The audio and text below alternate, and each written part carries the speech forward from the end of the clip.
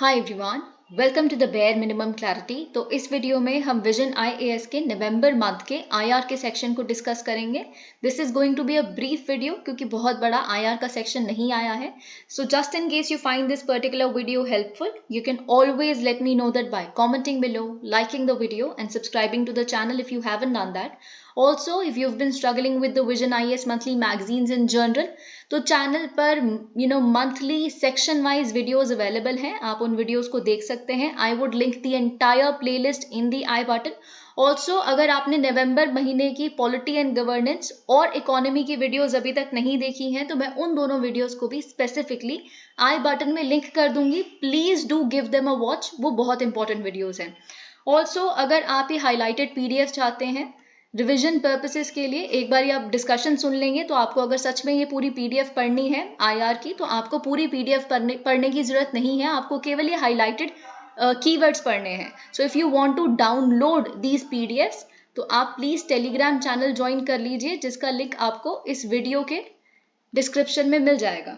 Alright, so let's get started. जो पहला topic हमें डिस्कस करना है वो है इंडिया यूके रिलेशंस। देखिए एक बहुत ही इंपॉर्टेंट टॉपिक है, आपसे एक बहुत ही फुल फ्लेश्ड क्वेश्चन GS2 में पूछा जा सकता है कि पोस्ट ब्रेग्जिट एरा में इंडिया यूके रिलेशंस का स्कोप क्या है, या फिर जो नेगोशिएशंस हमारी चल रही हैं फ्री ट्रेड अग्रीमेंट को साइन करने के लिए उसमें क्या चैलेंजेस आ रहे हैं कि वो अभी तक कंप्लीट ही नहीं हो पाए, या फिर अगर ये FTA साइन हो गया तो क्या पोटेंशियल बेनिफिट्स होंगे इंडिया के लिए सेपरेटली और यूके के लिए सेपरेटली। तो ये आपको बहुत अच्छे पॉइंट्स तैयार करने पड़ेंगे। It is a very important topic for you. Alright, तो यहाँ पे न्यूज़ क्या है, हमने inaugural India UK 2+2 dialogue conduct किया है। 2+2 में आई होप आप समझते हैं क्योंकि अब बाकी कंट्रीज के रिस्पेक्ट में भी 2+2 डायलॉग्स पढ़ते हैं।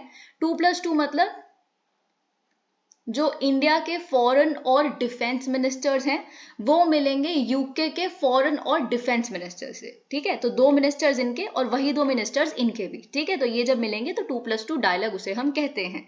अब आपके देखिए प्रीलिम्स में ना ऐसा हो सकता है कि 2+2 डायलॉग फॉर्मेट पे ही एक क्वेश्चन आ जाए, क्योंकि अभी बहुत बेसिक क्वेश्चन आने लगे हैं प्रीलिम्स में। वो बहुत उस पर कोई मैटर अवेलेबल भी नहीं होता, वो आपकी कॉमन सेंस कि आपको पता ही क्या है इन बेसिक चीज़ों से।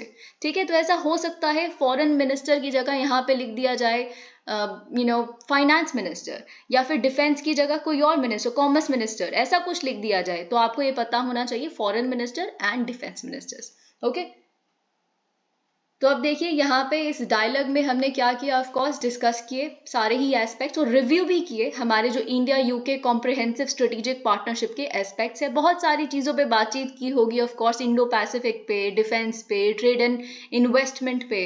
तो ये इंपॉर्टेंट नहीं है, हमारे लिए इंपॉर्टेंट है कि क्या पोटेंशियल बेनिफिट्स होंगे FTA के जो हम साइन करना चाहते हैं, अगर वो साइन हो गया तो। और फिर इसके बाद हम यहाँ पे कंसर्न्स क्या हैं कि अभी तक क्यों नहीं हम FTA साइन कर पा रहे, क्या उनके कंसर्न्स हैं, क्या हमारे कंसर्न्स हैं, ये भी देखेंगे। ये बहुत ही इंपॉर्टेंट बॉक्सेस हैं। तो देखिए अगर तो इंडिया के लिए मैं सबसे पहला बेनिफिट बताऊं तो वो ये होगा कि हमारे बहुत सारे प्रोफेशनल्स हैं वो काम करने के लिए जाते हैं कहाँ पे, यूके में। राइट, अब इन प्रोफेशनल्स को बहुत सारा एडिशनल टैक्स बर्डन झेलना पड़ता है या फिर कंट्रीब्यूशन बर्डन झेलना पड़ता है। क्यों झेलना पड़ता है, क्योंकि देखिए हर एक कंट्री में आप जानते हैं कि पेंशन और ऐसे ऐसे सोशल सिक्योरिटी चीजें स्कीम्स चल रही हैं। राइट, इंडिया में भी हैं। तो ऑफ कोर्स जो वर्किंग प्रोफेशनल्स होते हैं उनको इन सोशल सिक्योरिटी स्कीम्स के लिए कंट्रीब्यूट करना होता है, ताकि एक समय के बाद जब वो काम छोड़ दें या फिर जो भी, ठीक है, वो उनको पेंशन मिलने लगे या फिर वो सोशल सिक्योरिटी बेनिफिट्स मिलने लगे। लेकिन ऑफ कोर्स जब आप काम कर रहे हैं तब आपको टैक्स भरना पड़ता है या फिर कंट्रीब्यूट करना पड़ता है उन सोशल सिक्योरिटी स्कीम्स के लिए। अभी बहुत सारे इंडियन प्रोफेशनल्स ऐसे होते हैं जो बहुत छोटे ड्यूरेशन के लिए वहां जाते हैं, ठीक है, काम करने के लिए यूके में, है ना। तो जैसे फॉर एग्जाम्पल उनका जैसे इंडिया में एक एम्प्लॉय है वो काम कर रहा है और उन्हीं के बॉस ने उन्हें कहा कि देखिए हमारी जो वहाँ पे सब्सिडरी है कहीं और, आप वहाँ चले जाइए और 1 साल के लिए, ठीक है, और फिर वापस आ जाइएगा। ऐसे बहुत शॉर्ट टर्म वाले जो प्रोफेशनल्स होते हैं तो ये वहाँ जाके सोशल सिक्योरिटी स्कीम्स के लिए क्यों कॉन्ट्रीब्यूट करें, क्योंकि इन्होंने तो वैसे ही काम करके बहुत जल्दी वापस आ जाना है। तो इन सोशल सिक्योरिटी स्कीम्स का बेनिफिट जो इनको एक समय के बाद मिलेगा, एक एज के बाद, वो तो मिलने ही नहीं वाला, तो ये कंट्रीब्यूट भी क्यों करे। ठीक है, और साथ ही साथ में ऑफ कोर्स क्योंकि ये इंडियन सिटीजन्स हैं तो इनको इंडिया के जो पेंशन स्कीम्स या बाकी और चीजें हैं, सोशल सिक्योरिटी रिलेटेड टैक्सेस हैं, इसमें भी कंट्रीब्यूट करना ही है। तो ये फॉरेन कंट्री में भी कंट्रीब्यूट कर रहे हैं, अपनी कंट्री में भी कंट्रीब्यूट कर रहे हैं, और इसकी वजह से हो जाता है डुअल टैक्स बर्डन इनके ऊपर। ठीक है, आई होप आप समझ पा रहे हैं। और इस डुअल टैक्स बर्डन को खत्म करने के लिए हम साइन करना चाहते हैं FTA के अंडर टोटलाइजेशन अग्रीमेंट। ठीक है, यही मतलब होता है टोटलाइजेशन अग्रीमेंट का, जिसे हम इंटरनेशनल सोशल सिक्योरिटी अग्रीमेंट्स भी कहते हैं।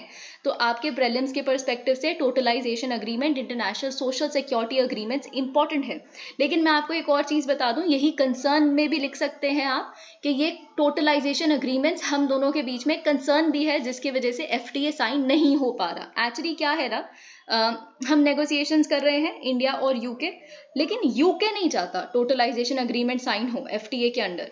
क्यों नहीं चाहता? क्योंकि यूके का ये कहना है कि देखिए आपको तो बेनिफिट हो जाएगा, लेकिन जो ब्रिटिश नेशनल्स हैं जो इंडिया में काम कर रहे हैं वो तो बहुत कम है कंपैरेटिवली, तो हमें खास कोई बेनिफिट है नहीं इस चीज का। तो इंडिया के लिए यूके को कन्विंस करना बहुत ज्यादा मुश्किल हो रहा है। Okay, so this is something you must understand. लेकिन हमारे लिए बेनिफिट होगा जब टोटलाइजेशन अग्रीमेंट साइन हो जाएगा, क्योंकि ये डुअल टैक्स बर्डन जो है वो कम हो जाएगा, social security tax burden. Increase exports, जी हाँ बिल्कुल, हमारे एक्सपोर्ट्स बढ़ेंगे, हमारे लिए बहुत बेनिफिशियल है। Textile exports, furniture exports, electrical and general industrial machinery exports. और आप ये भी जानते हैं जब हमारे एक्सपोर्ट्स बढ़ेंगे तो ऑफकोर्स जो हमारे लेबर इंटेंसिव सेक्टर्स हैं जो इन एक्सपोर्ट्स को प्रमोट कर रहे हैं वो भी बूस्ट होंगे, चाहे वो लेदर सेक्टर है, टेक्सटाइल सेक्टर है। जब टेक्सटाइल एक्सपोर्ट्स बढ़ेंगे तो ये labour intensive sector as a whole भी तो बढ़ेगा, ज्वेलरी सेक्टर है। ओके, और सबसे ज्यादा बड़ा बेनिफिट जो इंडिया के लिए होगा वो ये होगा कि जो यूके है वो अब चाइना से डीकपल करना चाहता है। इनफैक्ट ऑलमोस्ट हर कंट्री चाइना से डीकपल करना चाह रही है। तो जो कंपनीज वहां एस्टैब्लिश हैं यूके की, वो ऑफकोर्स शिफ्ट करना चाहेंगी टू इंडिया। क्यों? क्योंकि उनको कुछ स्पेशल बेनिफिट्स भी मिलेंगे FTA के अंडर, है ना। कुछ आप समझ रहे हैं, बहुत सारी रिस्ट्रिक्शंस उनके लिए लूजन आउट की जाएंगी। और attracting investment by relax custom procedures, ये तो ऑफकोर्स दोनों के लिए ही इंपॉर्टेंट पॉइंट है, क्योंकि बहुत सारी जो कस्टम ड्यूटीज हैं, कस्टम प्रोसीजर्स हैं, वो रिलैक्स की जाएंगी यूके द्वारा भी, इंडिया द्वारा भी। तो ऑफकोर्स दोनों की ही कंट्रीज में इन्वेस्टमेंट बूस्ट होगी इससे। अभी देखिए, आई होप आप जानते हैं कि इट्स नॉट ओनली इंडिया जो इससे बेनिफिट करेगा, यूके के लिए भी इंडिया उतना ही इंपॉर्टेंट है, क्योंकि यूके अभी नया नया EU में से निकला है। और ऑफ कोर्स इसको अब अपने खुद के फ्रेंड्स बनाने हैं। पहले तो जो EU के फ्रेंड्स थे वही यूके के भी फ्रेंड्स थे, अभी इनको 1-on-1 फ्रेंड्स बनाने हैं, 1-on-1 इन्वेस्टमेंट अट्रैक्ट करनी है। ठीक है, तो इसीलिए यूके के लिए इंडिया बहुत इंपॉर्टेंट है। तो अगर आप समझ रहे हैं कि हमारे एक्सपोर्ट बढ़ जाएंगे, ये हो जाएगा, नहीं, इनकी आप जानते हैं आई थिंक करीब 800 इंडियन कंपनीज हैं यूके में। ओके, और उनका अगर आप रेवेन्यू देखेंगे it's I think more than €41 billion, और इनकी एम्प्लॉयमेंट भी काफी लाखों में जाती है। हम बहुत सारी एम्प्लॉयमेंट जनरेट करते हैं वहां पे डोमेस्टिक, तो ऑफ कोर्स बहुत सारी इन्वेस्टमेंट इन्हें भी हमसे मिलेगी इन कस्टम प्रोसीजर्स की रिलैक्सेशन की वजह से। ओके, और क्या होगा, ईजर इमिग्रेशन होगी इंडियन स्टूडेंट्स के लिए थ्रू टेम्परेरी वर्क वीजाज। लेकिन ये भी एक कंसर्न है इमिग्रेशन का, जिसकी वजह से हम FTA साइन नहीं कर पा रहे। आप इनफैक्ट एक कंट्रोवर्सी भी जानते होंगे, स्यूला ब्रेवरमैन जो ऋषि सुनक के कैबिनेट में पहले थी, अब तो नहीं है, तो उन्होंने बोल दिया था कि मैं FTA बिल्कुल साइन नहीं होने दूंगी, क्योंकि वो एक्चुअली खुद एक इमिग्रेंट की बेटी हैं, वो भी इंडियन ओरिजिन ही। तो उन्होंने लेकिन कहा कि what these Indians do is, ये आ जाते हैं थोड़े थोड़े टेम्परेरी वर्क वीजाज पे, फिर यहीं बस जाते हैं, और इससे इतनी सारी इमिग्रेशन यहाँ हो रही है एंड ऑल ऑफ दैट, तो इसलिए FTA तो नहीं साइन होगा। उन्हीं की वजह से एक्चुअली हमारा FTA नहीं साइन हुआ, वरना दीपावली की डेडलाइन थी इस बार की हमारी। खैर, अब हम देखते हैं कंसर्न्स क्या हैं। तो जो कंसर्न्स मैंने भी आपको बताए वही हम पहले देख लेते हैं। आप प्लीज लिखिएगा इमिग्रेशन वाला कंसर्न जो मैंने स्यूला ब्रेवरमैन का आपको बताया।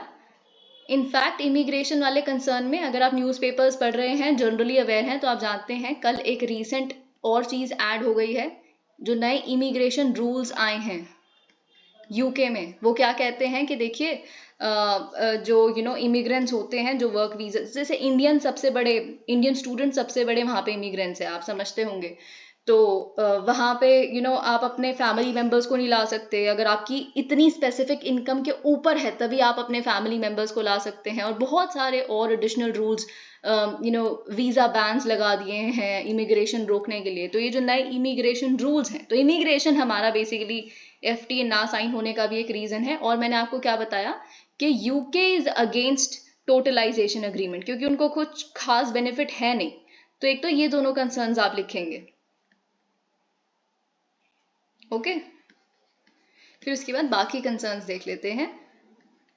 रूल्स ऑफ ओरिजिन इशू, देखिए अगर लिबरल रूल्स ऑफ ओरिजिन ये जो अभी है वो रहा, ओके, तो बहुत सारे जो EU गुड्स हैं उनको फॉल्सली यूके प्रोडक्ट्स की तरह लेबल करके इंडिया को एक्सपोर्ट किया जा सकता है। और क्योंकि यूके को तो हम प्रेफरेंशियल ड्यूटीज देंगे, कम ड्यूटीज लगाएंगे इन पे, तो बहुत सारे यूरोपियन यूनियन के जो गुड्स हैं वो ऑफ कोर्स उनको बेनिफिट यहाँ पे हो जाएगा, जबकि वो यूके के होंगे भी नहीं, क्योंकि पूरा ये जो वेस्टर्न रीजन है वहाँ पे बहुत ही लिबरल रूल्स ऑफ ओरिजिन है कि प्रोडक्ट कहाँ का है, ओरिजिन क्या है इसका, ठीक है।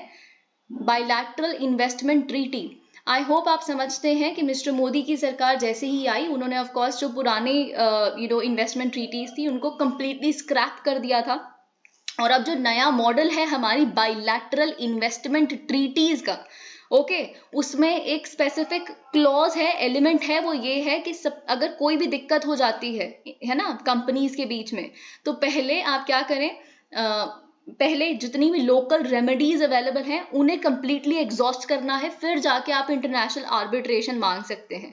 तो of course western countries in चीज़ों को बिल्कुल पसंद नहीं करती, उनका है कि हमें डायरेक्टली अगर इंटरनेशनल आर्बिट्रेशन चाहिए तो हमें चाहिए। और आप जानते भी हैं इंटरनेशनल आर्बिट्रेशन जो कोर्ट्स हैं वहाँ पे इन वेस्टर्न कंट्रीज को, ये वेस्टर्न बेस्ड कंपनीज को काफ़ी प्रेफरेंस भी मिलती है, बायस भी ऐसा एलिगेशन है कि वहाँ एग्जिस्ट करती है। तो बायलैटरल इन्वेस्टमेंट ट्रीटीज एक कंसर्न चल रहा है हम दोनों के बीच में।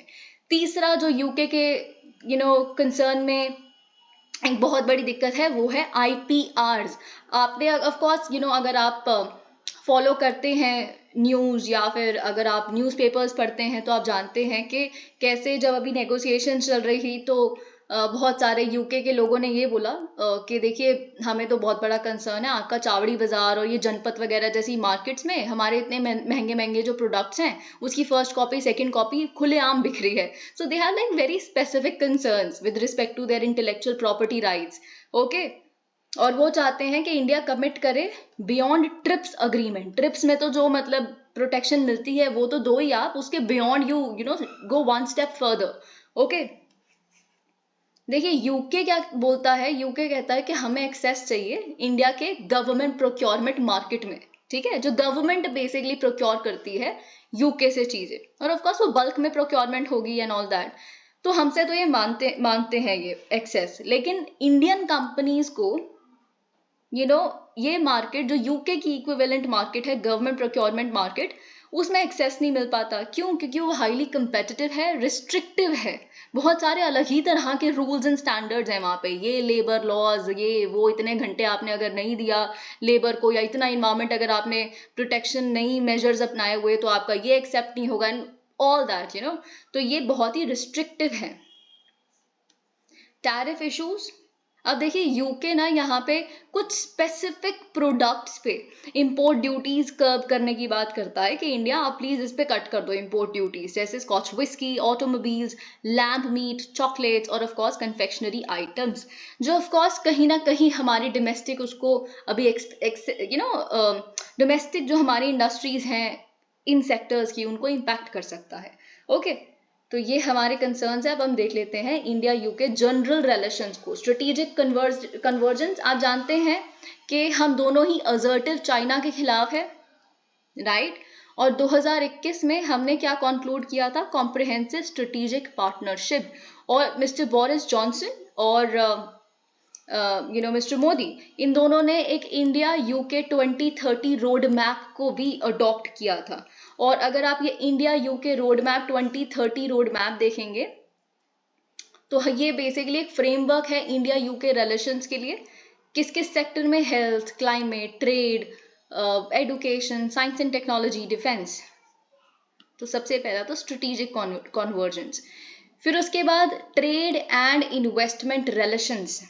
अब देखिए जो हमारा बायलैटरल ट्रेड है 2022-23 के फाइनेंशियल ईयर में, वो है यूरो 36.3 बिलियन, और ये ट्रेड बैलेंस इंडिया के फेवर में है, यानी कि हम एक्सपोर्ट ज्यादा कर रहे हैं, इंपोर्ट कम कर रहे हैं, विच इज गुड।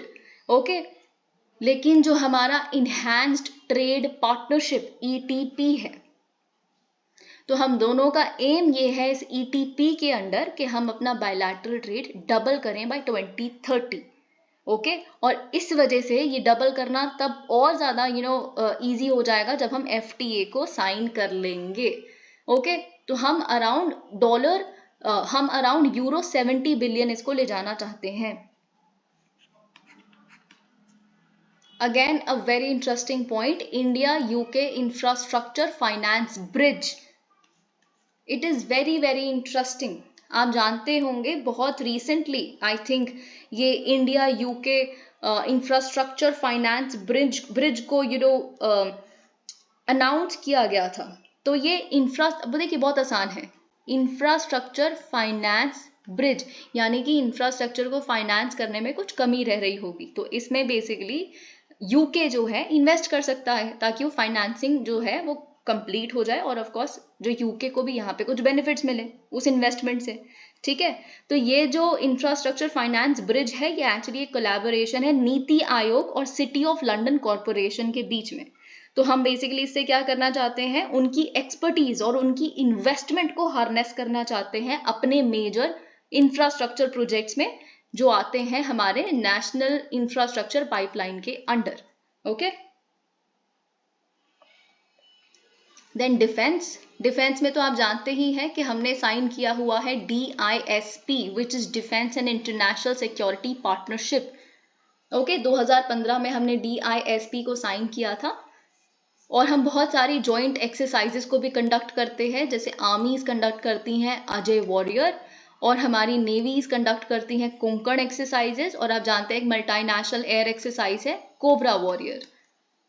अगर हम क्लाइमेट एंड एनवायरनमेंट के फील्ड में देखें तो आप जानते हैं India UK green growth equity fund already exist करता है, या आई थिंक 2017 में इसको अनाउंस किया गया था, India UK green growth equity fund. तो बेसिकली ये क्या करना चाहता है, जो लंदन के प्राइवेट सेक्टर्स हैं उसकी इन्वेस्टमेंट को गार्नर करना चाहता है इंडिया के ग्रीन इंफ्रास्ट्रक्चर प्रोजेक्ट्स में। ओके, तो ये चीज आपको यहाँ पे पता होनी चाहिए, ये इसका एम है। और भी आप जानते हैं क्लाइमेट एंड एनवायरनमेंट के फील्ड में इंटरनेशनल सोलर अलायंस है, CDRI है जिसमें इंडिया UK दोनों मेंबर्स हैं, ये इंडिया लेड इनिशिएटिव्स हैं। Although education, research and innovation, आप जानते हैं हमने एक MOU साइन किया था 2022 में on mutual recognition of academic qualifications. जी हाँ, जैसे अगर यहाँ का कोई एक ग्रेजुएट है तो वहां पे उसे ग्रेजुएट वाली नौकरी चाहिए, तो यहाँ की ग्रेजुएशन वहां पे मानी जाए, रिकॉग्नाइज की जाए, और वाइस वर्सा ऑल्सो। ठीक है, so mutual recognition of academic qualifications. Okay, अब देखिए आप ये भी जानते हैं कि जो UK India education and research initiative है ये फैसिलिटेट करता है हम दोनों के रिसर्च लिंकेजेस और एडुकेशनल लिंकेजेस को भी। और जो साइंस एंड इनोवेशन काउंसिल है ये एक एपेक्स बॉडी है to review overall bilateral scientific cooperation. Then comes people to people exchange. आप जानते हैं जो इंडियन डायस्पोरा है वो टोटल UK पॉपुलेशन का 3.1% कॉन्स्टिट्यूट करता है, और हमने साइन किया हुआ है migration and mobility partnership MMP, ताकि इजी मूवमेंट हो सके वर्किंग प्रोफेशनल्स की हम दोनों की कंट्रीज के बीच में। वो वाले यहाँ आ सकते हैं, हमारे वाले जो वर्किंग प्रोफेशनल्स हैं वो वहां जा सकते हैं। लेकिन क्या चैलेंजेस हैं हमारे रिश्तों में? अब देखिए एक चैलेंज तो यहाँ मिसिंग है, और वो है जो रिसेंटली एक्सट्रीमिस्ट वायलेंस और ये सब से रिलेटेड खालिस्तानी जो मूवमेंट का वहां पे प्रोलिफरेट करना, ये भी आप ऐड कर सकते हैं। तो एक चैलेंज है लिमिटेड डिफेंस कॉर्पोरेशन। जी हाँ, हमने DISP तो साइन कर लिया 2015 में, लेकिन अभी भी जो UK का शेयर है इंडिया के डिफेंस मार्केट में वो केवल 2% है। UK stand on state sponsored terrorism. आप जानते हैं, देखिए यूके ने ही हम पे यू नो वेरी वेल कि कैसे ये लोग आए हम पे राज करने के लिए सो कॉल्ड, और फिर उसके बाद इनका एक टिल्ट था टूवर्ड्स पाकिस्तान, राइट? जाते जाते कुछ तो बुरा करके जाना ही था, तो उसके बाद भी they were always lenient as far as terrorism sponsored by Pakistan was concerned। तो ये आप समझ सकते हैं कि एक बहुत बड़ा चैलेंज है। Policies towards China.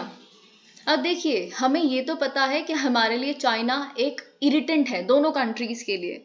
अभी हम दोनों ही असर्टिव चाइना को देख रहे हैं इंडो पैसिफिक में, दोनों उन्हें कर्ब करना चाहते हैं। बट द फैक्ट इज, आप जानते हैं ये यूके पोस्ट ब्रेग्जिट एरा में ऑफ कोर्स पार्टनर चाहती है। जैसे इंडिया के साथ ये एफटीए साइन करना चाह रहे हैं, वैसे चाइना भी एक बहुत बड़ा मार्केट है, बहुत बड़ा पार्टनर बन सकता है, राइट? कौन सेकेंड लार्जेस्ट इकोनॉमी को लूज आउट करना चाहता है? तो वही ये भी अभी तक चाहते थे। ओके, इनफैक्ट आप जानते हैं एक टेसिट सपोर्ट भी था यूके का towards China's belt and road initiative. इनके बहुत सारे इंफ्रास्ट्रक्चर जो प्रोजेक्ट्स थे, अगर मैं आपको बताऊं, उसको इंश्योरेंस यूके की कंपनीज दिया करती थी। तो ये सब कुछ आपको पता होना चाहिए। इमिग्रेशन पॉलिसीज, जैसा कि मैंने बताया, ये एक कंसर्न है। नए इमिग्रेशन जो रूल्स आए हैं वो हमारे बहुत सारे इंडियन स्टूडेंट्स और बिजनेस पीपल को भी कहीं ना कहीं थ्रेटन कर रहे हैं। जैसे मैंने आपको बताया ना कि आप अपने फैमिली मेंबर्स को नहीं ला सकते एंड ऑल ऑफ दैट, जो नॉन यूके फैमिली मेंबर्स हैं, ठीक है? तो इससे क्या होगा, एक आई थिंक एक एनजीओ है जो इसके खिलाफ लड़ भी रहा है। They are protesting against this particular initiative के। वो उनका ये कहना है, you would separate loved ones because of such nonsense rules that you are bringing up. So these things of course are going on. और जो इकोनॉमिक एंड ट्रेड बैरियर्स हैं, जैसे एफटीए के ही हमारे इतने सारे कंसर्न्स हैं। और आप जानते हैं कि इतने साल यूके ने पहले इंडस्ट्रियल रेवोल्यूशन किया, फिर open market, dynamic market economy, लेकिन हम तो काफ़ी लंबे समय के लिए ऑटार्की, सेल्फ सफिशिएंसी की तरफ ज़्यादा थे, तो ओपन अप ही नहीं थे। तो बहुत रिसेंटली ही एलपीजी रिफॉर्म्स करके हम ग्रो करना शुरू हुए हैं। So let's see how things play out. Way forward क्या है फिर? जल्दी से जल्दी एफटीए फाइनलाइज कर लिया जाए, दोनों के कंसर्न्स को एड्रेस किया जाए एफटीए में। कोलैबोरेशन इन शेयर्ड इंटरेस्ट, जी हाँ बिल्कुल। जो मल्टीलैटरल डिप्लोमेसी है, चाहे वो क्लाइमेट चेंज को लेके हो, क्लीन एनर्जी को लेके हो, ग्लोबल हेल्थ को लेके हो, रोड मैप 2030 के अंडर जो आउटलाइन है उसमें दोनों साथ काम करें। सिक्योरिटी की अगर हम बात करें तो हमें यूके अलाउ कर सकता है अपने पोर्ट्स और एयर बेसिस, जो डिफरेंट डिफरेंट कंट्रीज में British ports and air bases हैं, जैसे अफ्रीका, वो इंडिया को यूज करने दे। इस तरह का कोई रेसिप्रोकल लॉजिस्टिक्स एग्रीमेंट हम साइन कर सकते हैं, जहाँ पे इंडिया भी अपने बेसिस और पोर्ट्स को यूज करने दे डिफरेंट डिफरेंट जगहों पे। सो of course it would be a very great thing. हम काउंटर टेररिज्म पे कोलैबोरेट कर सकते हैं, humanitarian assistance and disaster relief में कोलैबोरेट कर सकते हैं, मैरीटाइम सिक्योरिटी में भी। डिफेंस प्रोडक्शन, को प्रोडक्शन एग्रीमेंट्स भी हम ऑफ कोर्स प्रमोट कर सकते हैं। This is very interesting. ये भी अगर आप जनरली अवेयर है तो आप जानते हैं ऋषि सोनक बहुत एंथुजियास्टिक थे। जैसे ही वो नए नए नियुक्त किए गए, तो आप जानते हैं he was like very happy कि कोई एक इनिशिएटिव लाया जाए जिससे इंडियन स्टार्टअप इकोसिस्टम में हमें भी कुछ हमारे जो यंगस्टर्स हैं उन्हें जाके सीखने के लिए मिले, because India startup ecosystem is just so fascinating. तो इसीलिए आप जानते हैं India UK young professionals scheme आई थी, जो क्या करना चाहती है India UK young professional scheme. जो ग्रेजुएट्स हैं 18 to 30 एज के, they can live, study, travel and work for up to 2 years in either country. मतलब इंडियंस जो है इतने एज ग्रुप वाले, वो वहाँ ये काम कर सकते हैं, और जो यूके वाले यंगस्टर्स हैं, they can come here, travel, work, study and all that, ठीक है? और साथ ही में एक generation UK India initiative exist करता है, जो बेसिकली शॉर्ट टर्म स्टडी और वर्क प्लेसमेंट्स देता है किनको? यूके के यंग पीपल को इंडिया में, ठीक है? जिससे पीपल टू पीपल अंडरस्टैंडिंग हमारी और बढ़ सकती है। तो हम इन तरह के प्रोग्राम्स को और प्रमोट करें। ओके, नाउ आई थिंक ये कंक्लूजन मुझे बहुत इंटरेस्टिंग लगा, और आप इस तरह की अगर लैंग्वेज यूज करेंगे तो एक बहुत ही होलिस्टिक अंडरस्टैंडिंग दिखाता है पूरे सिनेरियो की, कि किस कॉन्टेक्स्ट में हम इंडिया यूके रिलेशंस को बढ़ाना चाहते हैं। ओके, तो क्या है बेसिकली, इंडिया बनना चाहता है लीडिंग पावर, और यूके क्या करना चाहता है? पोस्ट ब्रेक्जिट वर्ल्ड में एक स्ट्रेटेजिक आउटलुक लेना चाह रहा है, ठीक है? तो इसीलिए it's a very good opportunity for both of us to take a quantum leap in our relation. So it's a very nice conclusion. Okay, अब हम आते हैं Indo Pacific economic framework for prosperity के ऊपर, इंपॉर्टेंट प्रीलिम्स मेंस के perspective से। तो अभी क्या हुआ था, न्यूज क्या है, 3rd IPEF मिनिस्टीरियल मीटिंग हुई सैन फ्रांसिस्को USA में, और हमने नेगोशिएशंस की किसके under, IPEF pillar 3 clean economy और पिलर 4 फेयर इकोनॉमी के ऊपर। इनको हमने नेगोशिएशंस को कंक्लूड भी कर लिया और मिनिस्टर्स ने साइन भी कर लिया IPEF agreement related to supply chain resilience, किसके अंडर, पिलर 2 के अंडर, जो सप्लाई चेन्स के बारे में ही बात करती है। अभी ये पिलर्स आपके लिए इंपॉर्टेंट है प्रीलिम्स मेंस के पर्सपेक्टिव से। ओके, तो ये जो अग्रीमेंट है सप्लाई चेन रेजिलियंस के ऊपर, वो एस्टैब्लिश करती है IPF सप्लाई चेन काउंसिल को, जो क्या करेगी, कोलैबोरेशन सप्लाई चेन इश्यूज पे सही से हो रही है नहीं हो रही इंडो पैसिफिक रीजन में, उसको ओवरव्यू करेगी, ओवरसी करेगी। IPF supply chain crisis response network, of course अगर कभी भी फ्यूचर में सप्लाई चेन डिसरप्शंस हो जाती हैं तो उसके लिए प्रिपेयर्ड रहना, अगर ऐसा होता है तो उसको रिस्पॉन्ड कैसे करना है इस स्थिति में, ये ऑफ कोर्स ये नेटवर्क करेगा। IPEF labour rights advisory board, जी हाँ बिल्कुल, आइडेंटिफाई करना लेबर राइट्स कंसर्न्स को अक्रॉस दीज सप्लाई चेन्स और रिकमेंडेशंस डेवलप करना लेबर राइट्स से रिलेटेड, एडवाइजरी बोर्ड है, राइट। तो हम देखते हैं ये 4 पिलर्स क्या हैं IPEF के।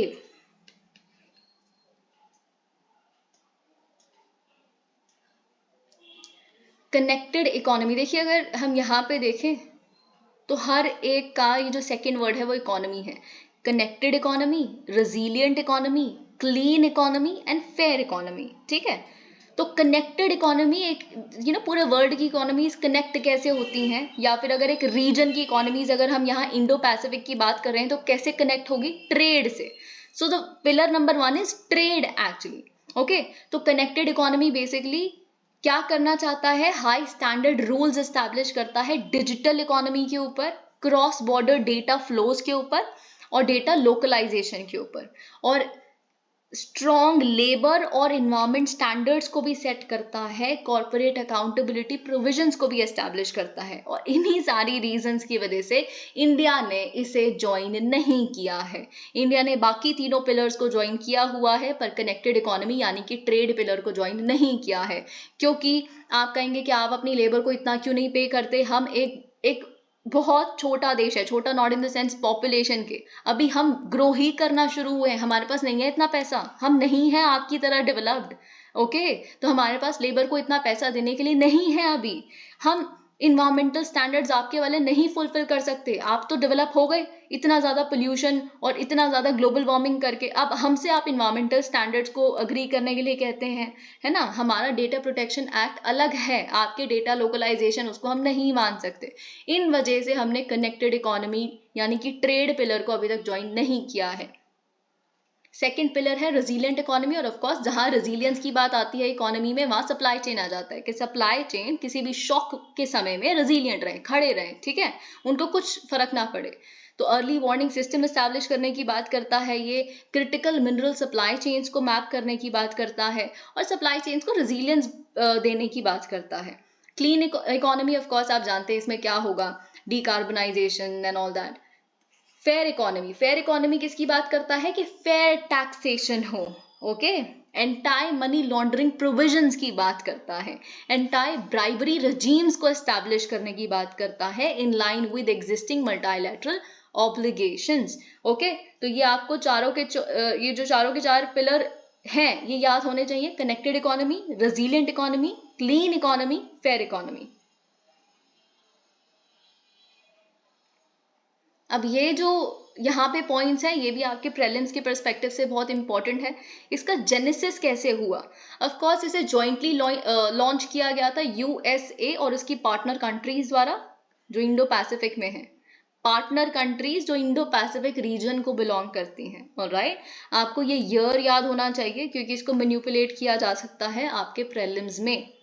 Okay, so it's May 2022। कहाँ पे इसे लॉन्च किया गया था, टोक्यो में।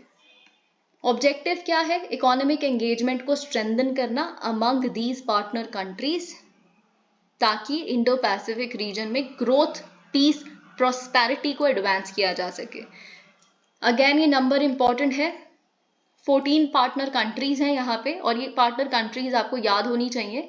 याद इन द सेंस आप थोड़ा कॉमन सेंस लगाइए, आप समझ जाएंगे कि कौन सी कंट्री यहाँ नहीं हो सकती इंडो पैसिफिक रीजन में। So you will be able to eliminate, अगर स्पेसिफिकली यही क्वेश्चन आ जाए कि which of the following countries are not a part of the IPF। Okay, तो यूएस से तो है ही ऑफ कोर्स, क्योंकि यूएस ने तो इसे एस्टैब्लिश ही किया है। ऑस्ट्रेलिया है, जी हाँ बिल्कुल, ऑस्ट्रेलिया और इंडिया तो होंगे ही, क्योंकि इस रीजन में सबसे बड़े पिवट आप कह सकते हैं यूएस के लिए हम हैं। Brunei, Fiji, Indonesia, Japan, Republic of Korea, Malaysia, New Zealand, Philippines, Singapore, Thailand and Vietnam. तो यहाँ पे 4 पिलर्स या मॉड्यूल्स हैं। और लीड एजेंसी क्या है? देखिए, जो ट्रेड पिलर है, ट्रेड पिलर के लिए जो फर्स्ट पिलर था, इसके लिए जो लीड एजेंसी है वो USTR यानी कि यूएस ट्रेड रिप्रेजेंटेटिव है। और अगर हम बात करें बाकी तीनों पिलर्स के लिए जो लीड एजेंसी है वो डिपार्टमेंट ऑफ कॉमर्स है इनकी। Okay, traditional trade agreements. Okay, now this is very interesting. अगर आपसे यही सवाल मेंस में पूछ लिया जाए कि ट्रेडिशनल ट्रेड अग्रीमेंट्स जो हैं, जैसे FTAs या फिर ट्रेडिशनल ब्लॉक्स जो हैं, जैसे RCEP है ना, इनमें और IPEF में डिफरेंस क्या है? तो सबसे बड़ा डिफरेंस ये है कि ये जो FTAs वगैरह हैं, ये क्या करने की कोशिश करते हैं? मार्केट एक्सेस गेन करने की कोशिश करते हैं एक दूसरे की कंट्रीज में, यही होता है, राइट? टैरिफ रिडक्शन गेन करने की कोशिश करते हैं। लेकिन यहाँ पे IPEF इस चीज के लिए है ही नहीं, ये पीस, प्रोस्पेरिटी, स्टेबिलिटी मेंटेन करने के लिए है इंडो पैसिफिक रीजन में। ऑलराइट, और अगर हम FTAs की बात करें तो यहाँ पे जो नेगोशिएशन होती है वो एक ही अम्ब्रेला के अंडर होती है। Everything comes under a single umbrella of like FTA, है ना। लेकिन अगर हम IPEF नेगोशिएशंस की बात करें तो ये 4 पिलर्स में है, और ये 4 पिलर्स इंडिपेंडेंट हैं। तभी तो देखिए इंडिया ने एक पिलर को नहीं ज्वाइन किया, 3 को कर लिया। ओके, कोई 2 को ज्वाइन कर सकता है, 2 को नहीं कर सकता, इट डिपेंड्स। ओके, तो आपको ऑफ कोर्स एक अगर आप मॉड्यूल ज्वाइन करते हैं तो उसके तो सारे कंपोनेंट्स को ही आपको अग्री करना पड़ेगा, पर इट्स नॉट नेसेसरी कि आप हर एक मॉड्यूल का पार्टिसिपेंट बने। और IPEF merely focuses on increasing regulatory coherence between the member nations को, रेगुलेटरी चीजों से ही तो स्टेबिलिटी आएगी। सिग्निफिकेंस क्या है मेंस के पर्सपेक्टिव से इंपॉर्टेंट? IPEF का सिग्निफिकेंस सबसे पहला ये है कि ये नए रूल्स को एस्टैब्लिश करता है कॉमर्स के, ताकि इकोनॉमिक पार्टनरशिप और स्ट्रेंथन हो। अभी हमने देखा ना, इन्वायरमेंट के रूल्स हैं, लेबर के रूल्स हैं, डिजिटल इकोनॉमी के रूल्स हैं, ठीक है। और क्या करता है? एक फ्री और ओपन इंडो पैसिफिक के सपने को साकार करने की कोशिश करता है, that has a sustainable and inclusive economic growth.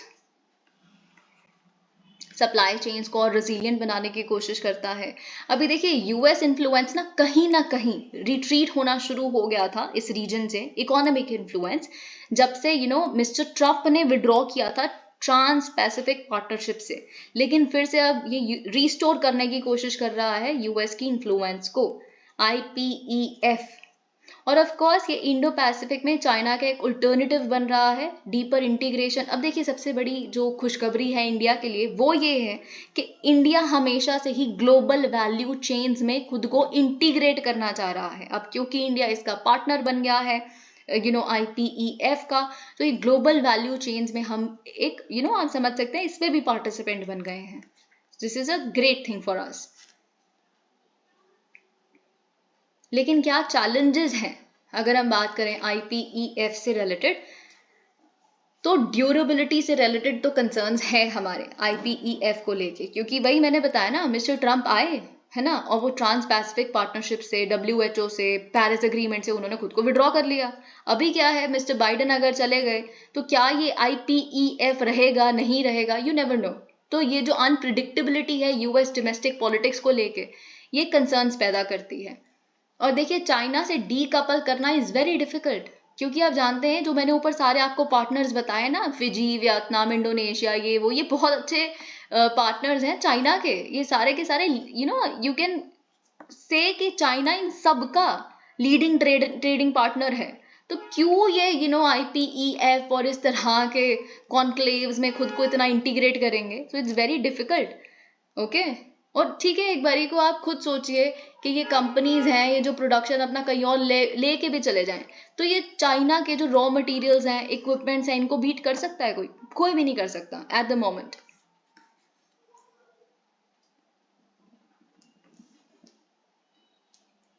Okay, देखिए अभी क्या है ना, मैंने आपको बताया कि सबसे बड़ा जो डिफरेंस है ट्रेडिशनल अग्रीमेंट्स में, जो ट्रेड अग्रीमेंट्स है, और IPEF में, वो ये है कि ये मार्केट एक्सेस गेन करने के लिए नहीं बनाया गया है। तो सबसे बड़ी दिक्कत भी यही है, क्योंकि अगर आप मार्केट एक्सेस इन कंट्रीज को एक दूसरे की कंट्री में नहीं देंगे, तो देखिए जब तक किसी को कुछ अपना फायदा नहीं दिखेगा, क्यों कोई इसमें पार्टिसिपेट करेगा? अगर हम बिल्कुल ही इस तरह से सोचे, and that's true, this is how economic frameworks do work. तो किसी के पास इंसेंटिव है ही नहीं है, तो क्यों सब्सटैंशियली कमिट करेगा खुद को, जब तक उन्हें कोई मार्केट एक्सेस ही नहीं दे रहे आप एक दूसरे की कंट्रीज में। और आप वेंचर कर रहे हैं बहुत ही सेंसिटिव एरियाज में, जैसे digital economy, clean energy, labour and environment standards, जो अगर इंडिया को अर्क कर सकता है तो किसी और कंट्री को भी। लैक ऑफ बाइंडिंग कमिटमेंट्स, जी हाँ, ये वॉलेंट्री कमिटमेंट्स हैं, और जब तक कुछ बाइंडिंग नहीं है तो तब तक कोई मीनिंगफुल चेंज नहीं आ सकता। So you have no teeth. तो क्या करें? वे फॉरवर्ड क्या है? स्ट्रेंथन करिए इसकी क्रेडिबिलिटी को। कैसे? कुछ कॉन्क्रीट करके दिखाइए, कुछ टैंजिबल बेनिफिट्स हर एक कंट्री को दीजिए, ठीक है, इकोनॉमिक सेक्टर में। Okay, bring some investments and all. तो कुछ बने IPEF, ये नहीं कि बस मीटिंग हो जाती है थोड़े थोड़े टाइम में। पार्टिसिपेशन को इंसेंटिवाइज कीजिए, ओके, इंश्योर कीजिए बाइंडिंग रूल्स। जी हाँ, बिल्कुल, अगर किसी स्टेक होल्डर के कोई कंसर्न्स हैं तो उन्हें एड्रेस कर दीजिए, पर बाइंडिंग रूल्स इंश्योर करना इज इम्पॉर्टेंट। IPEF की मेंबरशिप को एक्सपैंड कीजिए, और चाइना, ये जो इतना ओवर्टली एंटाई चाइना स्ट्रैटेजी है, इसे मत अपनाइए, क्योंकि ये सारी की सारी जो साउथ ईस्ट एशियन कंट्रीज मैंने ऊपर बोली, वो बहुत ही ज्यादा स्ट्रांगली इंटरलिंक्ड हैं चाइना के साथ। तो वो एक इस तरह का एंटाई चाइना नैरेटिव नहीं अपनाना चाहेंगी। तो अगर आप ये इतना एंटाई चाइना नैरेटिव अपनाएंगे तो ये आप ही के लिए काउंटर प्रोडक्टिव हो जाएगा।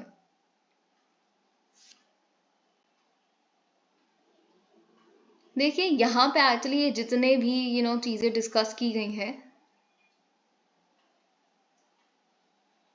इट्स नॉट वेरी इंपॉर्टेंट, क्योंकि ये आज एक मिनिस्टीरियल डायलॉग हो रहा है तो कल कोई और होगा, ठीक है। पर यहाँ पे फिर भी voice of global south summit, आप जानते हैं, एक voice of global south summit जब G20 की प्रेसिडेंसी के शुरुआती समय में हमने होस्ट की थी, अभी ये दूसरा हुआ है, ठीक है। तो ऑफ कोर्स हम क्या करने की कोशिश कर रहे हैं? We want a more inclusive, representative and progressive world order। ये अच्छे कीवर्ड्स हैं, आप अपने इंट्रोडक्शंस, कंक्लूजन्स, बॉडी में यूज कर सकते हैं। Inclusive, representative and progressive world order। Okay, तो हमारे प्राइम मिनिस्टर ने अनवील किया दक्षिण को, which is actually global south centre of excellence. और हमने बोला कि 5 C's हमें अपनाने की जरूरत है ग्लोबल साउथ के प्रोग्रेस के लिए। वेरी इंपॉर्टेंट, ये आप याद कर लें।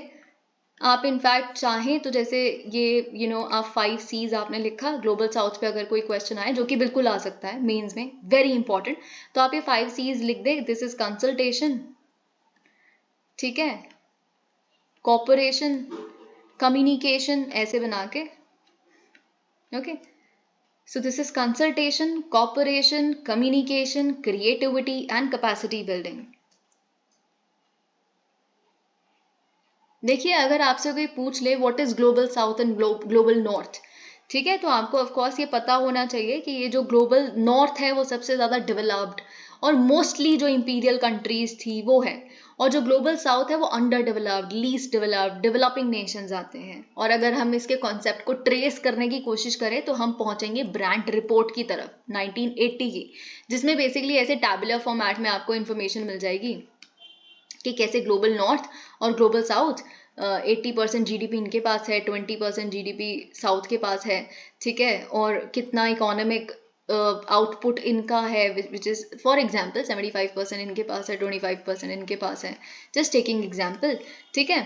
तो ये इन्होंने बताया था ब्रांड रिपोर्ट में, ब्रांड कमीशन ने। और मेरी ये सजेशन है आपको, ऐसा बिल्कुल सिंपल प्लेन सा ऐसा डायग्राम आप बना के आए ग्लोबल साउथ पे, कोई भी क्वेश्चन आता है आपके GS2 में तो ठीक है। ये ब्रांड लाइन है, इसके नीचे वाले जितनी भी ये कंट्रीज हैं वो सारी ग्लोबल साउथ है, ये सारा ग्लोबल नॉर्थ है, ये आप बना सकते हैं। It's a good like very simple diagram and yet very impactful.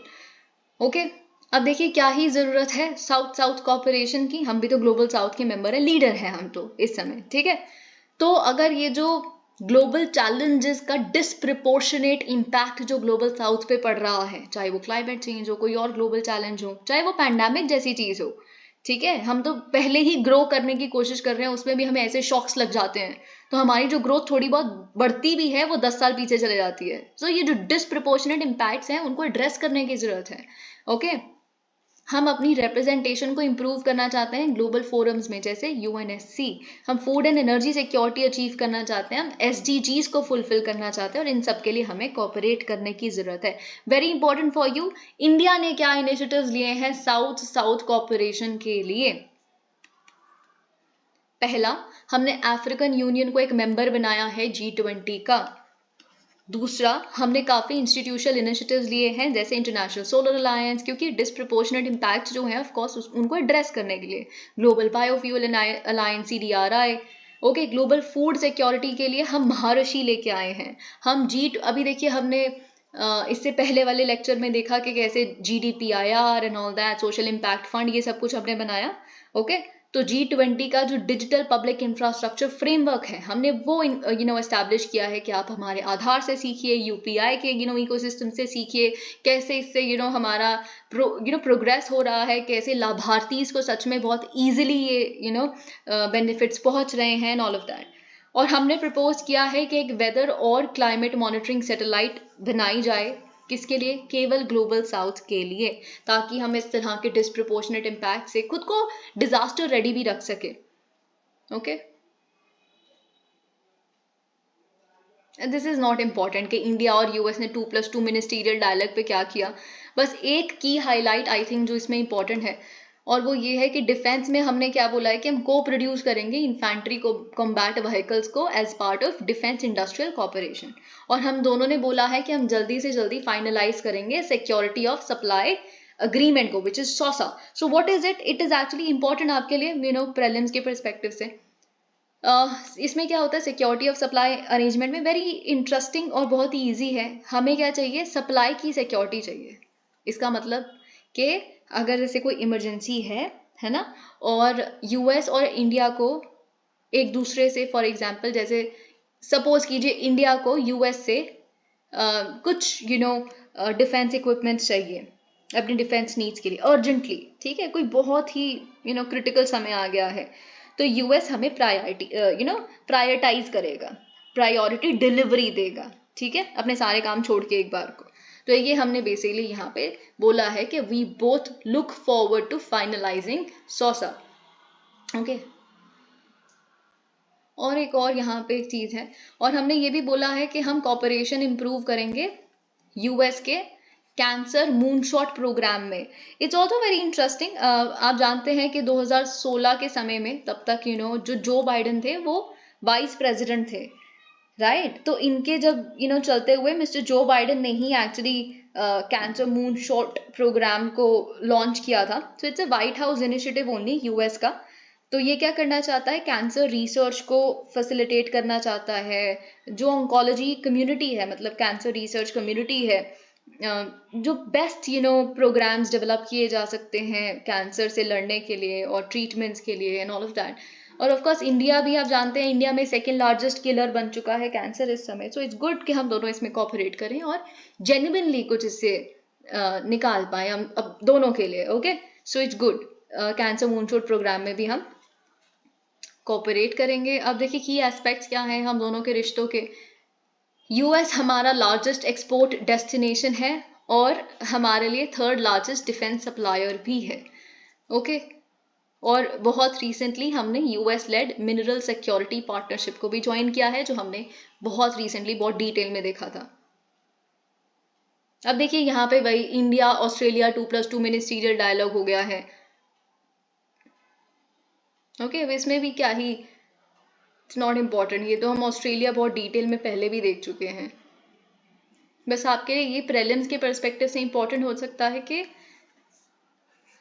हमारी ये जो जॉइंट मिलिट्री एक्सरसाइजेस हैं, ऑसिम्बिक्स, मालाबार, ऑस्ट्रा, मालाबार तो खैर अभी ऑस्ट्रेलिया रिसेंटली ज्वाइन किया है, क्वाड की एक्सरसाइज है, Austra, Hind and Pitch black.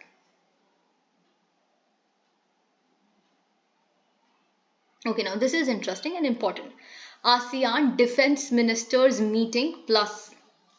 अब देखिए यहाँ पे प्लस का मतलब क्या है, ये प्लस एक्चुअली आसियान के डायलॉग पार्टनर्स हैं, जो 8 डायलॉग पार्टनर्स हैं वो बेसिकली इस प्लस में आते हैं, ठीक है। तो ये 2010 में ADMM प्लस को एस्टैब्लिश किया गया था, और ये 8 कंट्रीज कौन सी हैं आप बहुत बार पढ़ चुके हैं, Australia, China, India, Japan, New Zealand, south Korea, Russia, USA. Okay, तो ये हाईएस्ट डिफेंस कंसल्टेटिव है आसियान का, और इसका ऑब्जेक्टिव है सिक्योरिटी को स्ट्रेंथन करना, डिफेंस कॉपरेशन को स्ट्रेंथन करना, पीस और स्टेबिलिटी के लिए। इंडिया ने प्रपोज किया है कि हम एक्सपर्ट वर्किंग ग्रुप जो है EWG काउंटर टेररिज्म का, उसको को चेयर करने के लिए तैयार हैं, जिसको ऑफ कोर्स ADMM प्लस ने एंडोर्स कर लिया है। और इंडिया ने ये भी बोला है कि हम रिजल्ट ओरिएंटेड कॉपरेशन के लिए कमिट करते हैं खुद को, ताकि मैरीटाइम सिक्योरिटी को हम अचीव कर सके। अब देखिए यहाँ पे इट्स रिटन कि हमने क्या रोल निभाया है अभी तक मैरीटाइम सिक्योरिटी के लिए। मैरीटाइम सिक्योरिटी एक बहुत इंपॉर्टेंट टॉपिक है, इसीलिए इकोनॉमी के जो हमने अभी वीडियो में देखा, मैरीटाइम सेक्टर को बहुत ही डिटेल में, सो इट्स इंपॉर्टेंट। ओके, तो हम रूल्स बेस्ड ऑर्डर को प्रमोट करते हैं, अनक्लॉज को मानते हैं, ओके, और हम सिक्योर करना चाहते हैं सी लेन्स को और चोक पॉइंट्स को, जैसे मलक्का स्ट्रेट, थ्रू सर्वेलेंस। हम कैपेसिटी बिल्डिंग पे भी ध्यान देना चाहते हैं, और इसीलिए हम एक्सरसाइजेस भी करते हैं, जैसे सिंगापुर के साथ सिम्बेक एक्सरसाइज है हमारी, और कैसे हमने फिलीपींस को एक्सपोर्ट किया है, ब्रह्मोस मिसाइल को भी हमने डील साइन की है। So we are doing a lot in this sector. और क्या बेसिकली फोकस एरियाज हैं ADMM प्लस के, maritime security, counter terrorism HADR, peace keeping operations, military medicine, humanitarian, mine action, cyber security. तो ये आपको पता होना चाहिए focus areas. Of course you will have to memorise them, memorise in the sense एक बार देख लेंगे तो आप कर पाएंगे eliminate. Okay, so I will and the video here, thank you so much.